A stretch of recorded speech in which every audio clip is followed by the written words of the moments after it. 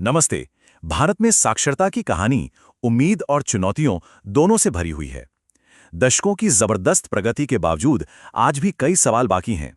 तो चलिए आंकड़ों के जरिए इस कहानी की परतों को खोलते हैं। तो चलिए सीधे एक सवाल से शुरू करते हैं। साल 2025 में भारत की साक्षरता दर यानी लिटरेसी रेट कहां तक पहुंचने का अनुमान है? ये सिर्फ एक नंबर नहीं है, ये देश की तरक्की का एक बहुत बड़ा पैमाना है। और जवाब है 77.7%। ये नेशनल स्टैटिस्टिकल ऑफिस का अनुमानित राष्ट्रीय औसत है। लेकिन इस एक नंबर का असल मतलब क्या है? क्या ये एक कामयाबी की कहानी है या ये बताता है कि मंजिल अभी भी बहुत दूर है? देखिए, इस 77.7% के आंकड़े को सही से समझने के लिए हमें थोड़ा पीछे जाना होगा।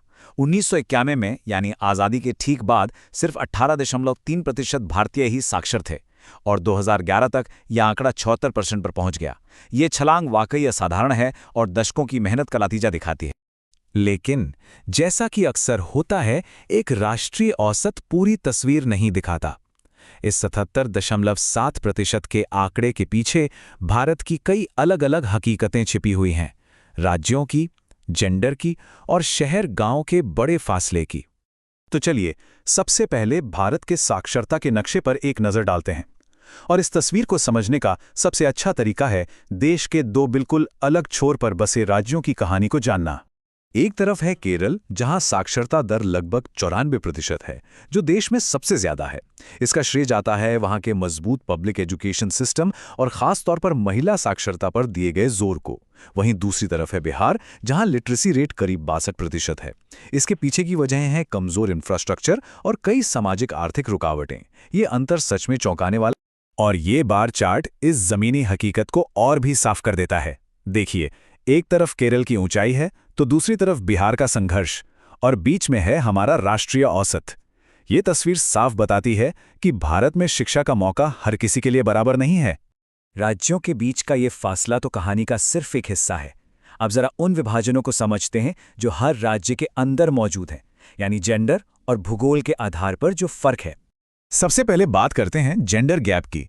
पुरुषों की साक्षरता दर जहां लगभग 85% होने का अनुमान है, वहीं महिलाओं के लिए ये आंकड़ा गिरकर करीब 71% पर आ जाता है।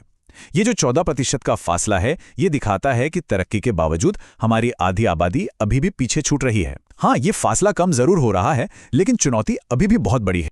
जेंडर के साथ साथ शहर और गांव का बंटवारा भी उतना ही गहरा है। शहरी इलाकों में लिटरेसी रेट 87% के करीब है, तो वहीं ग्रामीण भारत में ये 73% पर ही सिमट जाता है। इसके पीछे की वजह हम सब जानते हैं: स्कूलों की कमी, गरीबी और कई जगह पुरानी सोच। तो चलिए एक बार इन सभी आंकड़ों को एक साथ देखते हैं।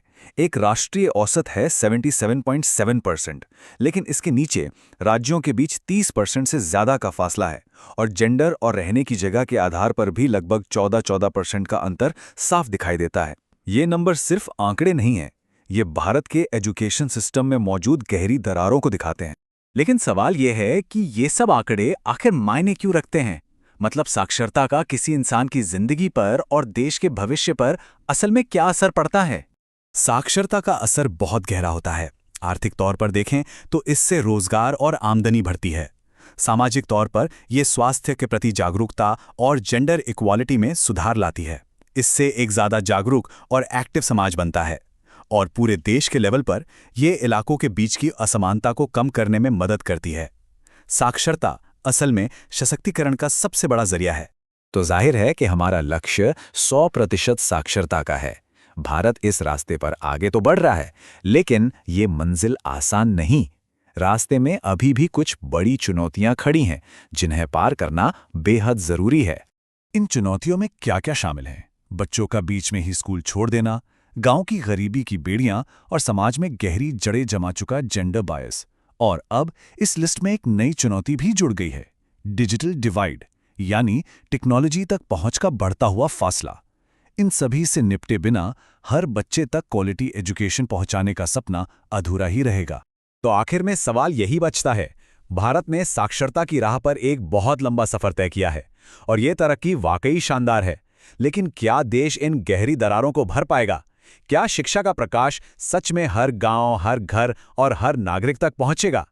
इस सवाल का जवाब ही ये तय करेगा कि आने वाले कल का भारत कैसा होगा।